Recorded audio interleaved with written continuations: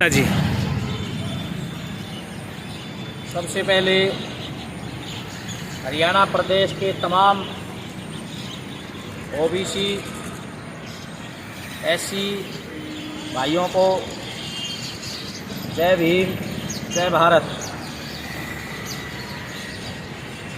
मैं आज हरियाणा प्रदेश के जो पंचायती जो चुनाव हुए हैं और आज तमाम जो रिज़ल्ट आज आए हैं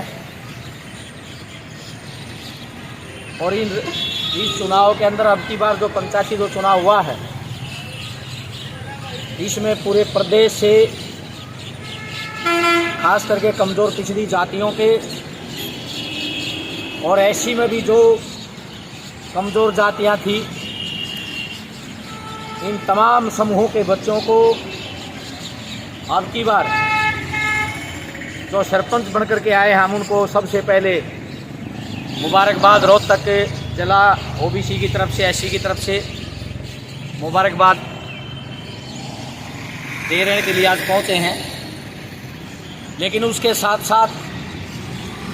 जितने हमारे जो पहली बार जो सरपंच बन के हमारे भाई आए हैं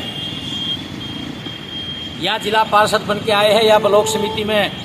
उनको अपना काम करने का मौका मिलेगा, तो दो तीन बातें हम आप तक अपनी इस मीडिया के माध्यम से आप तक भेजने की कोशिश कर रहे हैं और कुछ खास बात आपको रखने के लिए आपके बीच में आए हैं। साथियों,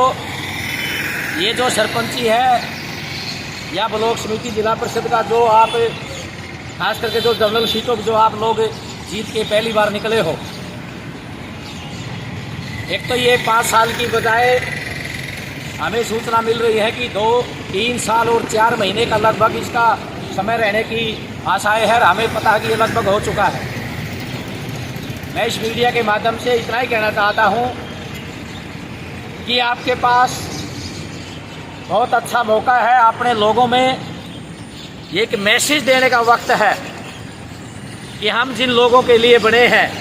जिन लोगों को कभी भी ना गांव में कभी न्याय मिला, अन्याय की सबसे बड़ी इकाई गांव होती है। सबसे पहले अगर कोई अन्याय शुरू होता है तो वो गांव से ही होता है, तो उसके उनके ऊपर बहुत बड़ा भार है और उन्हें बड़ा सूझबूझ करके अपने 3 साल का जो समय है वो अपने लोगों के जो कार्य अधूरे पड़े हैं या बिल्कुल लोगों ने आज तक नहीं किए, आप उन लोगों को प्राथमिकता दे करके उनकी कोई गली या मोहल्ले उनके ऊपर आपने विशेष ध्यान करके अपने लोगों का जो वसासत है उसमें जो आप कर सकते हैं उसको उन कमियों को निकाल के दूर करें, अच्छा वातावरण अपने इलाकों में बने। ये काम मैं समझता हूँ आपने सबसे पहले करना चाहिए। दूसरी बात, आपने ये लेकर के काम नहीं करना है कि भी मैंने दोबारा फिर सरपंच बनना है। आपने ये लेके काम करना है कि मैंने 3 साल के लिए मुझे सरपंच मिली है और मैं इसके अंदर अपने जीवन का या और कोई सरपंच का तजुर्बा लेकर के जितनी भी इनकी योजनाएं हैं उन योजनाओं को सरकार के लोगों के पास बैठ करके आप निकाल के ले आए और अपने लोगों के लिए दब के काम करें, डर के काम ना करें बल्कि खुल के काम करें। ये हम आपको कहना चाहते हैं। दूसरी बात मैं ये कहना चाहता हूं कि हमारे भाई जो बन के आए हैं, अगर कोई सैन भाई बन के आया है तो वो जब गाड़ी के ऊपर कहीं निकले सरपंच पद लिखे, गांव का नाम लिखे, लेकिन वो टाइटल ओबीसी लिखे। टाइटल अपना चाहे वो भाई सैन समाज का है, चाहे वो हमारा पांचाल समाज का है, चाहे प्रजापति समाज का है या दूसरे हमारे जितने भी ओबीसी की जो लगभग 72 जो जातियां हैं ओबीसी की, मैं प्रार्थना करना चाहता हूं कि अगर जाति का अगर आप नाम लिखोगे तो ये जातियों में संघर्ष कल बन सकता है। अगर आपने संघर्ष से बचना है और ओबीसी पैटर्न को अगर आपने मजबूत करके इस प्रदेश के अंदर भविष्य में जो बड़ी लड़ाई है विधानसभा और लोकसभा में आप चाहते हो, अगर इस प्रदेश की कमजोर जातियों में, क्योंकि आपके पास राजनीतिक कोटा नहीं है, अगर आपने अपने लोगों को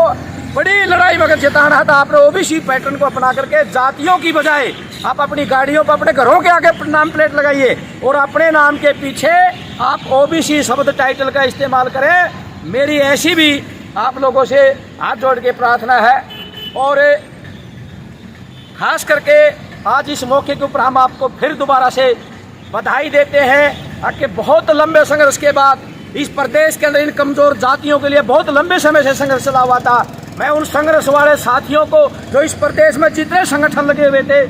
जितने सरकार के लोग भी लगे हुए थे और भी जो दूसरे लोग थे, हम उन सभी साथियों को आज इस बात का धन्यवाद देते हैं कि आप लोगों ने अब अपनी जहां जो बैठा था आपने अपनी आवाज को बुलंद किया और इस आवाज को ताकत दी, जिसका आप आज इस प्रदेश के अंदर पहली बार आपने फल खाने का काम किया। और कि मैं दावे के साथ कह सकता हूं, और भी प्रदेशों में कोटा मिला है और 16, 27% मिला है, आपको मात्र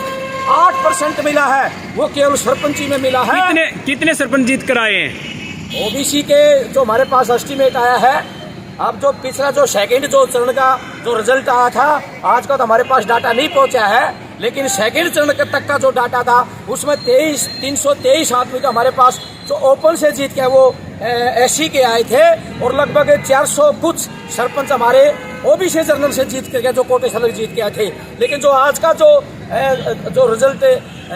जो आया है जिला परिषद का ये लगा करके, तो इनको देखने के बाद अब कल या परसों हमारे पास पूरा डाटा पहुंचेगा, तो हम फिर इसको क्लियर ये करेंगे। लेकिन मैं दावे के साथ कहता हूं कि सरकार ने जो 8% था उसमें भी जो खामी है छोटी, वो प्रदेश को जो इकाई मान करके जो कोटा देना चाहिए था, इन्होंने जो ब्लॉक मान करके जो कोटा दिया, वो हमारे कोटे को कहीं ना कहीं उसको बहुत सी संख्या को खाने का काम किया। लेकिन फिर भी हमारे लोगों ने जनरल सीटों से लड़ करके 4%, 5% जो हमें लेकर के आते थे, मैं दावे के साथ कहता हूँ अब की बार ओबीसी का कमजोर जातियों का लगभग 14 और 15% के आसपास हमारा जो अब की बार है वो कोटा या टोटल हमारा पहुँच सकता है। मैं आज मीडिया के माध्यम से एक और सरकार से भी कहना चाहता हूँ कि भारतीय जनता पार्टी ने ना तो ब्लॉक समिति की सदस्यता में हमारे कोटा दिया है, ना चेयरमैनी में दिया है, ना उन्होंने जिला परिषद की चेयरमैनी में हमारे को कोटा दिया है, न नगर पालिकाओं में, न नगर निगमों में, जहाँ जो ताकतवर जहाँ से उनका अपना खुद का जो है बजट आयर लोगों में लगा सकते थे, हरियाणा सरकार ने उनमें ना दे करके मात्र 16% जो और हमारा था उसकी जगह 8% देने का काम किया। हमने ये संघर्ष अब ये फिर दोबारा जारी शुरू कर दिया है। और मैं प्रदेश के तमाम लोगों से कहना चाहता हूँ जो भाई जीत के गए हैं कि अगर आप चाहते हैं कि भाई आप इस प्रदेश के नगर निगमों के चेयरमैन बने, अगर आप इस प्रदेश में जिला परिषद के चेयरमैन बने, अगर आपने और चेयरमैन अगर प्राप्त करेगा, आप इसके लिए संघर्ष करना पड़ेगा। और हरियाणा सरकार को जब भी आप कोई अब चुनाव हो उसमें आपने भाजपा को जबरदस्त पटकनी दे करके ये सिद्ध करना पड़ेगा। अब अभी ओबीसी में समाज के लोग केवल कहने से मानने वाले नहीं है, ये अपनी जो हिस्सेदारी है वो पूरी लेना चाहते हैं। और भाजपा ने इस बात से सबक ले लेना चाहिए, अगर जातियों के अंदर जागृति है, जो इनको हिस्सेदारी देगा ये उसी के साथ जाने का काम करेंगे। और इसके ऊपर मैं फिर आपका ज्योति बापू।